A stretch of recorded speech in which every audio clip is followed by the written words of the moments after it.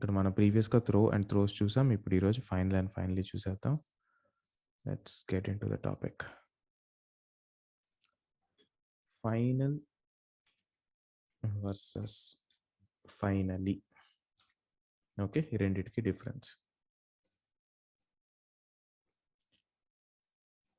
Final keyword ఇది ఎక్కడ use చేస్తారు ఏంటి అనేది చాలా సింపుల్. యాక్చువల్లీ ఫైనల్‌కి, ఫైనలీకి చాలా చాలా తేడా ఉంది. 2 పేర్లు ఒకటే గానీ బట్ రెండిటి యూసేజ్ చాలా డిఫరెంట్ అనమాట. సో, ఆఫెన్ కన్‌ఫ్యూజ్ అవుతారని దీన్ని ఎక్కువగా ఇంటర్వ్యూలో అడుగుతారు ఈ క్వెషన్‌ని. సో, మనం ఒక ఇంటిజర్ వేరియబుల్ తీసుకుందాం. ఫర్ ఎగ్జాంపుల్ ఇంట్ ఫస్ట్ వాల్యూ అని పెట్టుకుందాం. Equal to 5. ఇంకొక ఇంటిజర్ వేరియబుల్ తీసుకుంటున్నా. ఇంట్ సెకండ్ వాల్యూ ఈక్వల్ టు ఏం చేద్దాం 4 అని ఇద్దాం. ఓకే. సో, ఇప్పుడు ఇవి 2 ఇంటిజర్ వేరియబుల్సే. ఇప్పుడు నేను లోపల ఇక్కడ ఏం చేస్తానంటే ఈ మెయిన్ మెథడ్ లోపల ఇంట్ result equals to first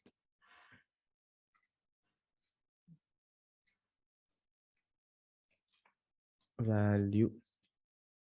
okay. ఇవి స్టాటిక్ కాదు కదా. సో, వీటిని ఏం చేద్దామంటే స్టాటిక్ చేసేద్దాం.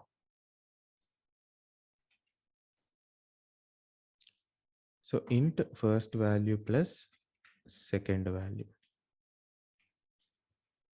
నేను దీన్ని ప్రింట్ చేస్తా. రిజల్ట్‌ని ప్రింట్ చేస్తా. సో, ఆబ్వియస్‌గా రిజల్ట్ ఏమవుద్ది 5 + 4 9 వస్తది మనకు output. Very good.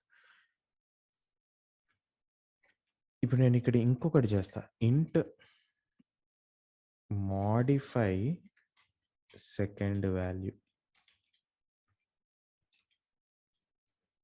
Equals to ఇప్పుడు ఇక్కడ సెకండ్ వాల్యూ ఏముంది 4 ఉంది కదా.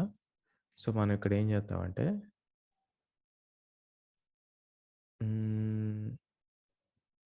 ఇలా చేద్దాం. ఆర్ ఇంట్ సెకండ్ వాల్యూ ఉంది కదా. Second value equals to 5 plus second value.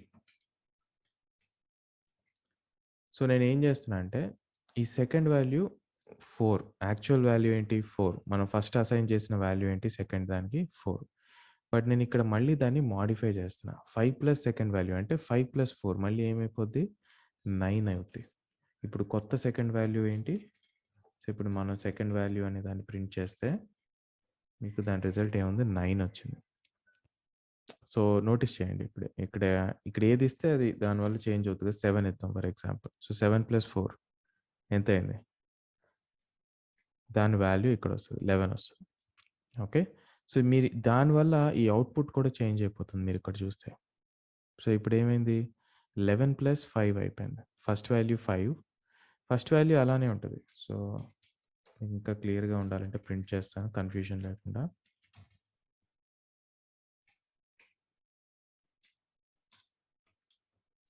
The first value is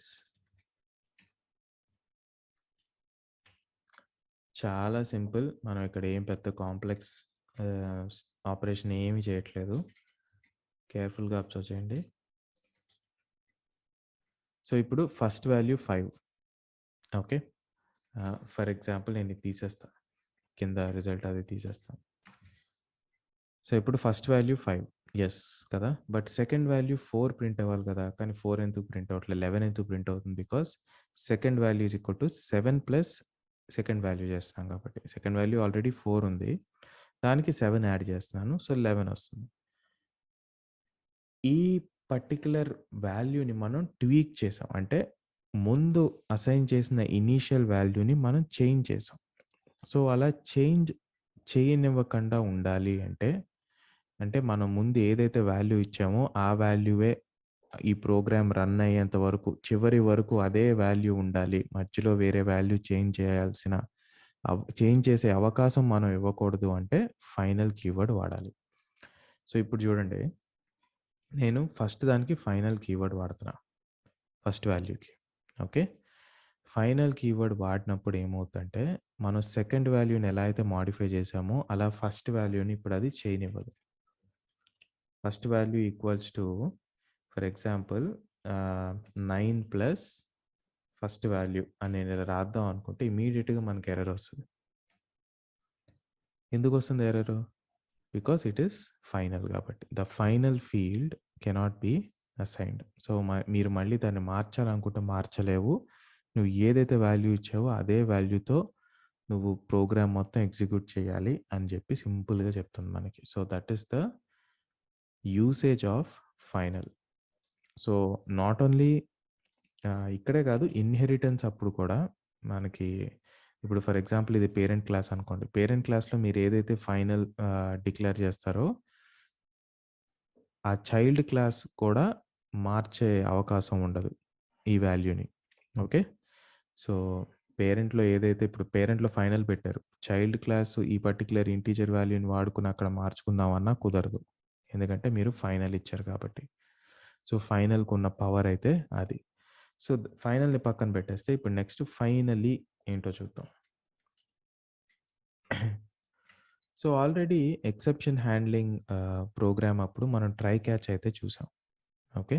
so, try ఏంటి, క్యాచ్ ఏంటి అనేది మనం ఎక్సెప్షన్ హ్యాండ్లింగ్ డెమోలో ప్రోగ్రామ్‌లో చూసాం. చూడని వాళ్ళు ఎళ్లి ఎక్సెప్షన్ హ్యాండ్లింగ్ ఎపిసోడ్స్ అన్నీ చూసేసి ఇక్కడికి రావాలి.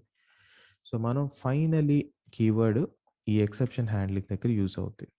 సో, ఫర్ ఎగ్జాంపుల్ మనం ట్రై క్యాచ్ వాడాం ఇంతకాలం కదా!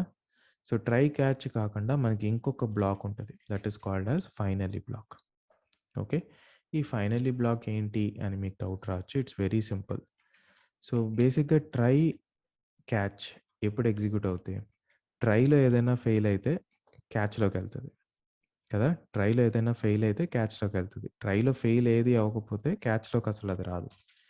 ఫర్ ఎగ్జాంపుల్ సింపుల్‌గా మనం ఇక్కడ స్టేట్మెంట్ రాస్తా. I am inside the catch black.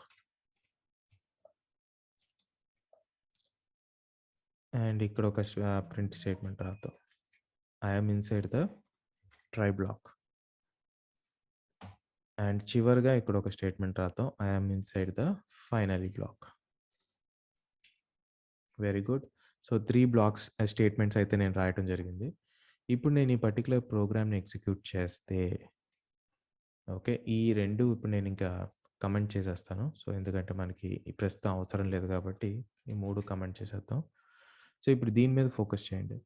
ప్రస్తుతానికి నేను ఈ ప్రోగ్రామ్ ఎగ్జిక్యూట్ చేస్తే ట్రై బ్లాక్‌లో ఎటువంటి ఎర్రర్ వచ్చే అవకాశమే లేదు కాబట్టి క్యాచ్ బ్లాక్‌లోకి అసలు అది వెళ్ళదు. సో, క్యాచ్ బ్లాక్‌లో ఉన్న స్టేట్మెంట్‌ని అయితే ఎగ్జిక్యూట్ చేయదు. కానీ ఫైనల్లీ బ్లాక్‌లో ఉన్నది మాత్రం ఎగ్జిక్యూట్ అవుద్ది. So, try and finally 2 execute అవుతాయి ఇప్పుడు. I am inside the try block. I am inside the finally block. Okay. ఒకవేళ ట్రైలో ఏదైనా ఎర్రర్ ఉంటే సో, ఫర్ ఎగ్జాంపుల్ ట్రైలో ఏదైనా ఎక్సెప్షన్ వస్తుంది. లేదా ట్రైలో సమ్ ఎర్రర్ ఉంది. సింపుల్ ఎర్రర్ మీద ఒక ఎర్రర్ త్రో చేద్దాం. మనమే త్రో చేద్దాం. త్రో న్యూ అర్థమెటిక్ ఎక్సెప్షన్ అందాం ఫర్ ఎగ్జాంపుల్. ఓకే. సో, మనం కావాలని ఒక అర్థమెటిక్ ఎక్సెప్షన్ ఇక్కడ త్రో చేస్తున్నాం. సో, ట్రైలో ఒక ఎక్సెప్షన్ క్రియేట్ అవుద్ది కాబట్టి అది క్యాచ్‌లోకెళ్తది ఇప్పుడు. So, I am inside the try block ఎందుకంటే ఫస్ట్ స్టేట్మెంట్ దగ్గరే మనం ఎక్సెప్షన్‌ని క్రియేట్ చేయట్లేదు. నెక్స్ట్ స్టేట్మెంట్ దగ్గర మనం ఎక్సెప్షన్ క్రియేట్ చేస్తున్నాం. సో, అందుకని అది క్యాచ్ బ్లాక్‌కెళ్ళింది. సో, 3 ఎగ్జిక్యూట్ అయినాయి ఇప్పుడు. అలా కాకుండా సో, ఇప్పుడు గమనించండి నేను ప్రింట్ స్టేట్మెంట్ తీసేసాను ట్రైలో. ఎందుకంటే నేను ఒక ఎక్సెప్షన్ క్రియేట్ చేస్తున్నా. కావాలని ఈ ట్రై బ్లాక్ ఫెయిల్ అయ్యేలా చేస్తున్నాను. సో దట్ మనకేమవుద్దంటే ట్రై బ్లాక్ ఫెయిల్ అయ్యి క్యాచ్ బ్లాక్‌లోకి ఎంటర్ అవుద్ది. ఓకే. సో, క్యాచ్ బ్లాక్‌లో ఇప్పుడు ఏం ప్రింట్ అయింది? I am inside the catch block అనేది ప్రింట్ అయింది. And I am inside the finally block కూడా మనకి ప్రింట్ అయింది. సో, ఇది ఎందుకు ఇప్పుడు చేశాను ఇలాగా అంటే బేసిక్‌గా ట్రై ఎగ్జిక్యూట్ అవుతుందా? క్యాచ్ ఎగ్జిక్యూట్ అవుతుందా? అనేది దానికి అనవసరం. బట్ ఫైనలీలో మీరు ఏదైతే కోడ్ రాస్తారో అది అట్ ది ఎండ్ ఎగ్జిక్యూట్ అయిపోద్ది. దీనికి ఎటువంటి కండిషను ఉండదు. ఇప్పుడు ట్రై అండ్ క్యాచ్ తీసుకున్నారంటే దానికి ఒక కండిషన్ ఉంటది. It's just like if else. Try catch అనేది ఇఫ్ ఎల్స్ లాంటిది. ఇఫ్ ఫెయిల్ అయితే ఎల్స్‌లోకొస్తది. ఒకవేళ ఇఫ్ సక్సీడ్ అయితే ఎల్స్‌లోకి రాదు. అలాగే ఇక్కడ కూడా ట్రై సక్సీడ్ అయితే క్యాచ్‌లోకి రాదు. బట్ ట్రై ఫెయిల్ అయితే క్యాచ్‌లోకొచ్చింది. మీరదే జూసారిక్కడ. బట్ ఫైనలీ అలా కాదు. ఫైనలీకి ఏ కండిషను ఉండదు. ఫైనలీకి ట్రై సక్సెస్ అవుతుందా? ఫెయిల్ అవుతుందా? అనేది అనవసరం. ట్రై సక్సెస్ అయినా, ట్రై ఫెయిల్ అయినా ఫైనలీలో మనం రాసే కోడ్ మాత్రం ఖచ్చితంగా ఎగ్జిక్యూట్ అయి తీరుతది. So, this is the difference between finally and final keyword. So, finally వచ్చేసి మనకి exception handling especially try, catch సిట్యుయేషన్‌లో మనకి ట్రై అండ్ ఫైనల్లీ బ్లాక్ వస్తది. ట్రై, క్యాచ్, ఫైనల్లీ బ్లాక్ ఉంటది. అండ్ ఈ ఫైనల్ అనేది మనం బేసిక్‌గా ఈ వేరియబుల్స్‌కి అసైన్ చేసే కీవర్డ్. సో, ఏదైతే మనం ఫైనల్ చేస్తామో ఆ వాల్యూని మనం ప్రోగ్రామ్ ఎగ్జిక్యూట్ అయ్యేంత వరకు అంటే రన్ టైమ్‌లో మనం ఆ వాల్యూని చేంజ్ చేయడానికి కుదరదు. సో, మనం నెక్స్ట్ ఎపిసోడ్‌లో ఇంకో టాపిక్ తోటి కలుద్దాం. And until then take care. Bye. See you soon.